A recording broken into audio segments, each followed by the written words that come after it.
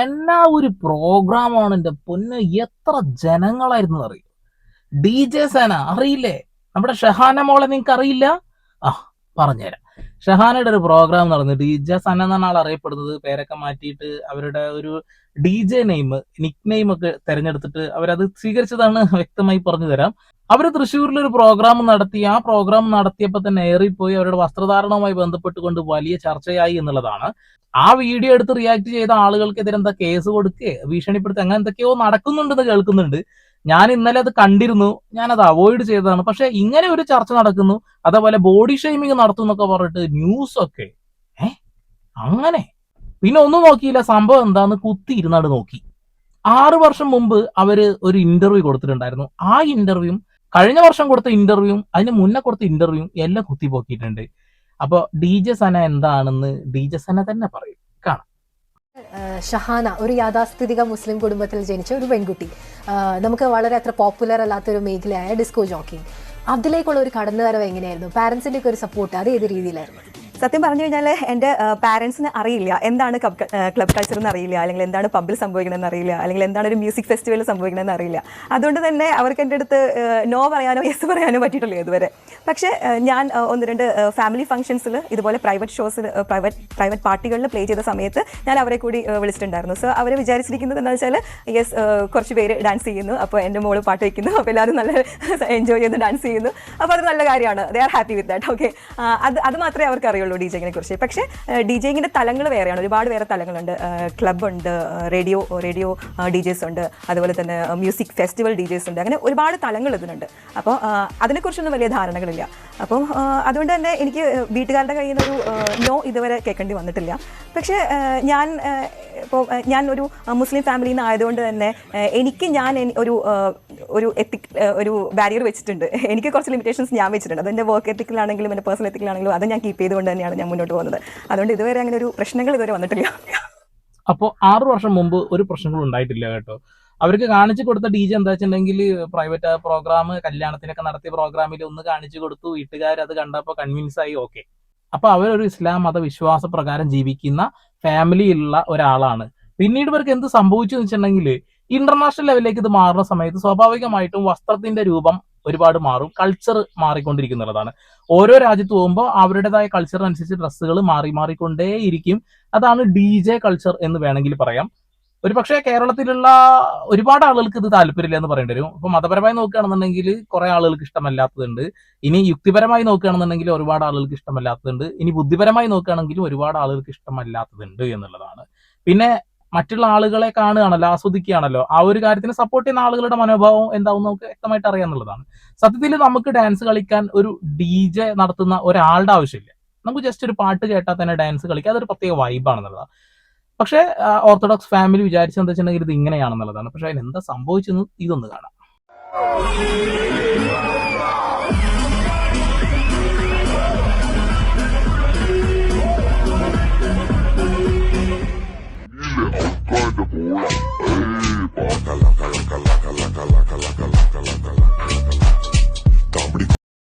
കാലം മാറി എന്താ സംഭവിച്ചതെന്ന് ഇപ്പൊ മനസ്സിലായിട്ടുണ്ടാവുമല്ലോ.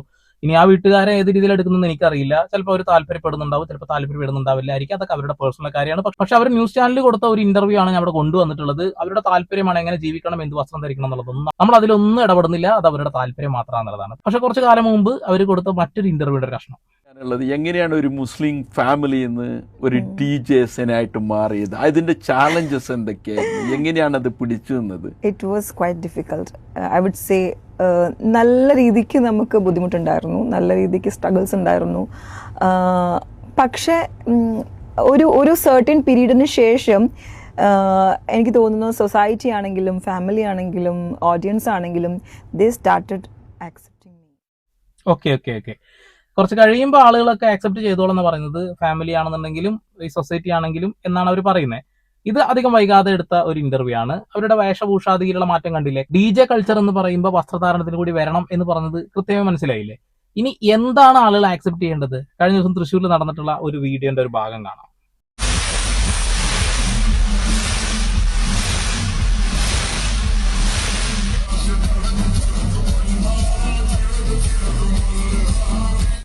ഓക്കെ, മ്യൂസിക് അല്ലേ, മ്യൂസിക് നമ്മൾ ആര് പ്ലേ ചെയ്താലും ഡാൻസ് കളിക്കും. നമുക്ക് അങ്ങനെ ഒരു വൈബ് ഉണ്ട് എന്നുള്ളതാണ്. ഒരാൾ ചെണ്ട കൊട്ടിയാൽ പോലും നമുക്കത് വൈബാണെന്നുള്ളതാണ്. അപ്പൊ മ്യൂസിക് എന്ന് പറയുന്ന കാര്യത്തിനെ നമുക്ക് വേറെ രീതിയിൽ കാണാൻ കഴിയില്ല. എന്നാൽ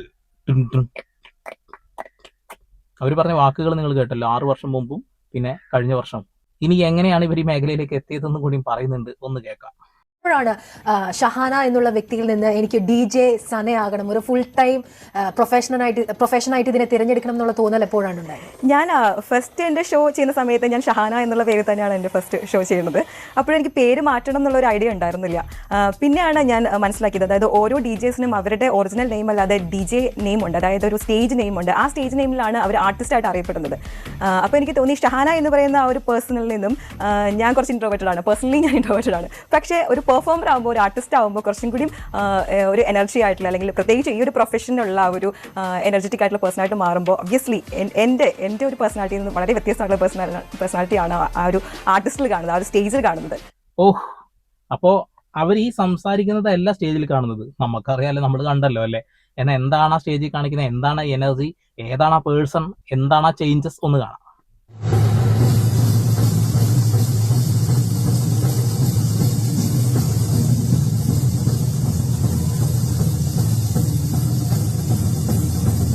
പ്രോഗ്രാം അവതരിപ്പിക്കാൻ വേണ്ടി പോകുന്ന സമയത്ത് എടുത്ത ഒരു വീഡിയോ ആണ്. അതാണ് ആ ചേഞ്ചസ്. നിങ്ങളിപ്പോ 2 ദിവസമായിട്ട് വൈറലായി കാണുന്ന ഒരു ചേഞ്ചസ് അതാണ്.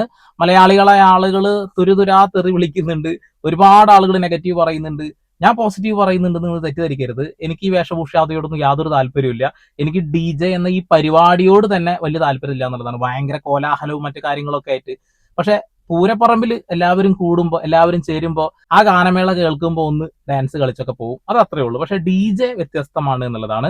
ഇപ്പൊ വളരെ വ്യത്യാസമാണ് എന്ന് നമുക്ക് മനസ്സിലായി. ഇത് നമ്മുടെ കൾച്ചറിന്റെ ഭാഗമാണോ എന്ന് ചോദിച്ചാൽ DJ ഒന്നും നമ്മുടെ കൾച്ചറിന്റെ ഭാഗമല്ല എന്നുള്ളതാണ്. പക്ഷെ ആ കൾച്ചറിനെ കുറിച്ചിട്ട് അവർ കുറച്ച് കാര്യങ്ങൾ പറയുന്നുണ്ട്. അതുകൊണ്ടാണ് ഞാനത് അവിടെ പറഞ്ഞു വെച്ചത് കേട്ടോ.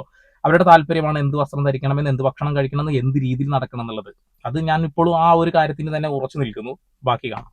പല പല കമന്റുകളും, പ്രത്യേകിച്ച് ഈ സോഷ്യൽ മീഡിയ എന്ന് പറയുന്നത് തന്നെ ഭയങ്കര ഈ ബുള്ളിങ് ഒക്കെ ഭീകരമായിട്ട് നടക്കുന്ന ഒരു ഭീകരമായിട്ട് ബുള്ളിങ് അനുഭവിക്കുന്ന ഒരാളാണ് ഞാൻ, ഇപ്പോൾ അനുഭവിച്ചുകൊണ്ടിരിക്കുന്ന ഒരാളാണ്. ഡെഫിനറ്റ്ലി എങ്ങനെയാണ് അതിനോട് അത് ഏറ്റവും കൂടുതൽ അങ്ങനെ ക്രിറ്റിസിസംസ് വരുന്നത്, അല്ലെങ്കിൽ ബുള്ളിങ് വരുന്നത് ഡെഫിനറ്റ്ലി എൻ്റെ ഒരു ഡ്രസ്സിങ് സ്റ്റൈലിനെ കുറിച്ച് ബേസ്ഡ് ചെയ്തിട്ടാണ് വരാറുള്ളത്. The way I dress. Okay, ഞാൻ എപ്പോഴും ഓപ്റ്റ് ചെയ്യുന്നത്, ഞാൻ ഏത് വെന്യൂലാണോ പെർഫോം ചെയ്യുന്നത്, ഏത് ക്രൗഡിനാണോ നമ്മൾ പെർഫോം ചെയ്യുന്നത്, ആ ഒരു വെന്യൂവിന്റെയും ക്രൗഡിന്റെയും കൺട്രിയുടെ ഒക്കെ ഒരു ആ ഒരു ബേസിലാണ് ഞാൻ അപ്പുറത്തേക്കും നമുക്ക് ഏത് രാജ്യത്താണോ നമ്മൾ പ്രോഗ്രാം അവതരിപ്പിക്കുന്നത്, ഏത് വെന്യൂ ആണ്, അത് ഇപ്പോ ഏത് നാടാണെങ്കിലും ആ നാടിന്റെ കൾച്ചറിനനുസരിച്ചിട്ടാണ് ഞാൻ ഡ്രസ്സ് ചെയ്യുന്നത്. ആ ഡ്രസ്സിനെ കുറിച്ചിട്ടാണ് ഏറ്റവും കൂടുതൽ കമന്റ് വരുന്നത്. 1 കൊല്ലം മുമ്പ് എടുത്ത ഇന്റർവ്യൂ ആണ് കേട്ടോ. കേരളം ഡിമാൻഡ് ചെയ്യുന്ന, കേരളം ആഗ്രഹിക്കുന്ന കൾച്ചർ അത് ഇതാണോ നോക്കി.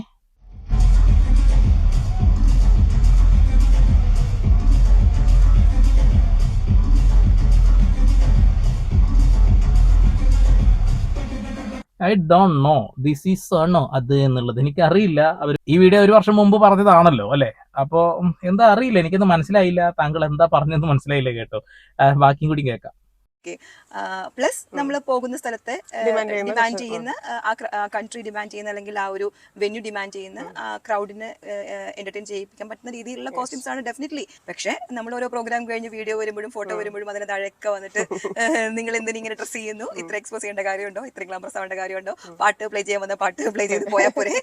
ഓക്കെ, കേരളത്തിനെയോ അല്ലെങ്കിൽ ഇന്ത്യയെയോ ഒരിക്കലും നമ്മൾ ആരും ഡിമാൻഡ് ചെയ്യുന്ന ഒരു രീതിയിലുള്ള വസ്ത്രമല്ല ഇത്. നമ്മുടെ കൾച്ചറിനുമായി ബന്ധപ്പെട്ടുകൊണ്ട് വെക്കാൻ കൂടി കഴിയില്ല. ഇനി എന്താണ് കൾച്ചർ എന്ന് ചോദിക്കും. ഓക്കെ, DJ കൾച്ചർ ഇതാണെങ്കിൽ ഇത്. പക്ഷെ അവർ പറഞ്ഞ വാക്കുകൾ നിങ്ങൾ കേട്ടല്ലോ. ഞാൻ കൂടുതൽ വർണ്ണിക്കണ്ടല്ലേ. എന്നാ ബാക്കി ഇസ്ലാം മതവിശ്വാസപ്രകാരമായി എന്തൊരു കാര്യം പറയണ്ട, അതുകൂടി കേൾക്കാം.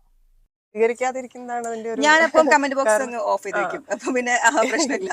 പിന്നെ ഈ വല്ലാതെ റിലീജിയസ് ആയിട്ട് വന്നിട്ട് I M a Muslim. Okay, I am coming from A very orthodox Muslim family. അപ്പം അങ്ങനെയുള്ള ഒരു കൾച്ചറിൽ നിന്ന് വരുമ്പോൾ അതറിയാവുന്ന ആൾക്കാർ വന്നിട്ട്, ഓ നിങ്ങളൊരു മുസ്ലിം അല്ലേ, നിങ്ങൾ ഇങ്ങനെ ഡ്രസ് ചെയ്യാൻ പാടുണ്ടോ, നിങ്ങളൊരു ഇങ്ങനത്തെ ഒരു ഇൻഡസ്ട്രിയിൽ വർക്ക് ചെയ്യുന്നത് മോശമല്ലേ, അല്ലെങ്കിൽ ഇങ്ങനെ ഡ്രസ് ചെയ്യുന്നത് മോശമല്ലേ, അങ്ങനെ പറഞ്ഞു വരും.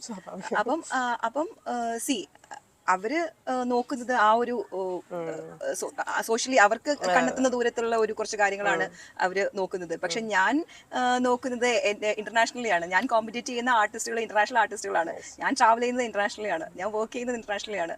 സോ എന്റെ ചിന്താഗതികളും എന്റെ ഐ മീൻ സ്റ്റൈലെല്ലാം ആ ഒരു രീതിയിലാണ് ഞാൻ ഇപ്പം എന്താ പറയാ അപ്ഡേറ്റ് ചെയ്യുന്നത്. ഇവരുടെ അടുത്ത് നമുക്ക് കൺവിൻസ് ചെയ്യാൻ പറ്റില്ല. ഒരു വിഭാഗം ആളുകൾ നമുക്ക് ഒരിക്കലും കൺവിൻസ് ചെയ്യാനോ അല്ലെങ്കിൽ അവരെ പറഞ്ഞ് മനസ്സിലാക്കാനോ പറ്റില്ല. ഓഹോ, ഓക്കെ ഓക്കെ ഓക്കെ. ആരെയും കൺവിൻസ് ചെയ്യണമെന്നൊന്നും ആരും പറയണമൊന്നുമില്ല. പക്ഷെ നിങ്ങൾ ആ വിശ്വാസത്തിൽ ജീവിക്കുന്ന ആളല്ല എന്ന് വ്യക്തമായിട്ട് ഇപ്പൊ ജനങ്ങൾക്ക് മനസ്സിലായിട്ടുണ്ടാവും. അതുകൊണ്ട് തന്നെ ആളുകൾ ഇതിന് ബോധേഡല്ല, ആരും അതിനെക്കുറിച്ച് സംസാരിക്കില്ല എന്ന് ഞാൻ വിശ്വസിക്കുന്നത്. പിന്നെ വസ്ത്രധാരണവും കേരളത്തിന്റെ കൾച്ചറും അത് തമ്മിൽ ഒരിക്കലും കൂട്ടിക്കുഴക്കല്ല എന്റെ പൊന്നു ചേച്ചി. നിങ്ങളിപ്പോ ചെയ്ത ആ ഒരു പ്രോഗ്രാമിനെ ആളുകൾ നെഗറ്റീവ് പറയുന്നുണ്ടെങ്കിൽ അത് നിങ്ങൾ തെറ്റായിട്ട് മനസ്സിലാക്കി എടുത്തിട്ടുള്ള ഒരു കൾച്ചർ ഉണ്ട്. അതായത് നിങ്ങൾ ഈ പ്രോഗ്രാം അവതരിപ്പിക്കാൻ പോകുന്ന സ്ഥലത്തെ ആളുകൾ ഡിമാൻഡ് ചെയ്യുന്ന രീതിയിലുള്ള വസ്ത്രം എന്നാ പറയുന്നത്. ഇവിടെ ആരാണ് ഈശ്വർ ഈ രീതിയിലുള്ള ഡിമാൻഡ് ചെയ്തിരിക്കണേ? I don't know. എന്തായാലും അസ്തഗ്ഫിറുല്ലാ എന്നല്ലാതെ വേറെ എന്ത് പറയാനാണ്? നിങ്ങളുടെ അഭിപ്രായം രേഖപ്പെടുത്തുക. ഞാൻ ആരെയും വ്യക്തിപരമായിട്ട് അധിക്ഷേപിക്കാനല്ല വീഡിയോ ചെയ്തിട്ടുള്ളത്. അവരുടെ പഴയ ഇന്റർവ്യൂ കണ്ടപ്പോൾ അത് കുത്തിപ്പൊക്കിയെന്ന് മാത്രമേ ഉള്ളൂ. വീണ്ടും ഒരു പുതിയ വാർത്താവിശേഷങ്ങളുമായി സന്ദീപ് പാൾ സൈനിങ് ഓഫ്.